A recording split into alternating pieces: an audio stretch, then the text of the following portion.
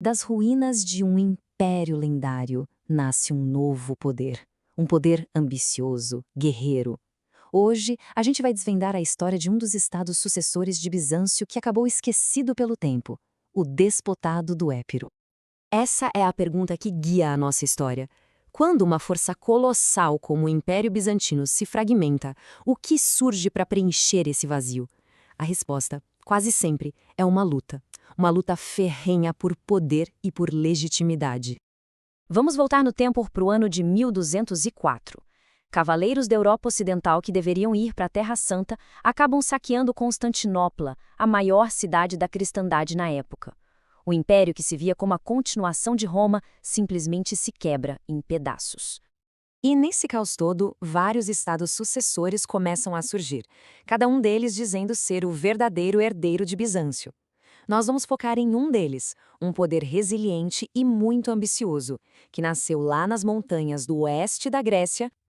Ok, vamos mergulhar nisso. Como é que o Épicuro surgiu exatamente no meio dessa catástrofe toda?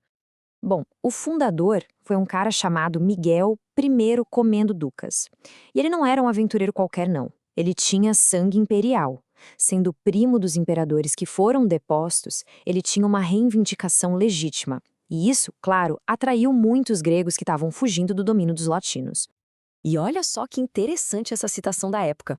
Ela dá uma ideia do que ele representava. Para os refugiados gregos, o Miguel não era só um governante. Ele era um salvador, um segundo Noé que oferecia um porto seguro contra o que eles viam como o dilúvio latino dos cruzados. E aqui vai um fato bem curioso. O nome Despotado do Épiro é, na verdade, uma invenção moderna dos historiadores. Na época, o Estado não tinha um nome oficial e o seu fundador nem usava o título de déspota. É um bom lembrete de como a história muitas vezes é organizada séculos depois que as coisas aconteceram. A partir desse refúgio seguro, o Épiro não ficou na defensiva por muito tempo. Pelo contrário, ele se tornou agressivamente expansionista.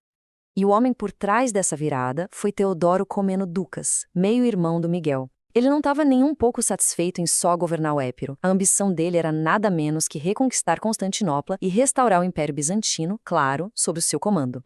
E a ascensão do Teodoro foi, assim, meteórica. Em só uma década, ele vai de capturar o imperador latino a conquistar Tessalônica, que era um centro de poder grego importantíssimo.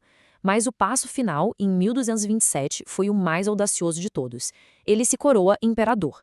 Isso não era mais sobre governar uma região, era uma declaração de que ele era o verdadeiro herdeiro de Bizâncio, desafiando na cara dura o seu principal rival, o Império de Niceia. Mas no auge do poder, com Constantinopla quase ao alcance, todo esse projeto imperial do Teodoro desmoronou, em um único dia. O ano que mudou tudo para o Épiro foi 1230, uma data que marca o ponto mais alto e, ao mesmo tempo, o início do fim desse sonho imperial. O erro fatal de Teodoro foi a arrogância. Ele olhava para o czar búlgaro Ivan Asen II como o último obstáculo no seu caminho para Constantinopla. E, confiante demais no seu exército, ele simplesmente quebrou um tratado de paz para atacar. A Batalha de Klokotnitsa foi um desastre absoluto. O exército do Épiro foi aniquilado. Teodoro foi capturado e, mais tarde, cegado. O império que ele construiu com tanto esforço se desfez da noite para o dia, virando uma sombra do que já foi. O sonho tinha acabado. Depois da catástrofe de Klokotnitsa, o Épiro entrou num período de declínio longo e doloroso, perdendo a independência e virando um peão no jogo de outras potências. O Estado foi forçado a encolher, a voltar para suas fronteiras originais. E o pior, teve que se tornar vassalo dos seus antigos rivais, principalmente do Império de Niceia, que agora havia um caminho livre para, eventualmente, reconquistar Constantinopla. E a partir daí, o Épiro virou isso, um peão num grande jogo de poder. A lista de potências que se metiam nos seus assuntos é longa. De Niceia a Sicília, passando pelos sérvios e, ironicamente, pelo próprio Império Bizantino restaurado. A independência que eles tinham era, em grande parte, uma ilusão. E, para piorar, toda essa pressão de fora foi agravada por uma instabilidade interna brutal. O poder era conquistado na base da traição. A gente está falando de primo matando primo, irmão derrubando irmão, esposa envenenando o marido. A corte do Épiro tinha virado literalmente um ninho de cobras. tão enfraquecido por briga interna e externa. O Épiro nem conseguiu resistir quando o imperador bizantino Andrônico III, paleólogo, simplesmente marchou para lá. A independência do Épiro chegou ao fim pela primeira vez, não com uma grande batalha, mas com uma rendição silenciosa. Mas a história do Épiro ainda não tinha acabado. Teve um último ato, sabe? Uma breve ressurreição antes da queda final e definitiva. Depois da conquista bizantina, a região caiu sob domínio dos sérvios e depois mergulhou no caos.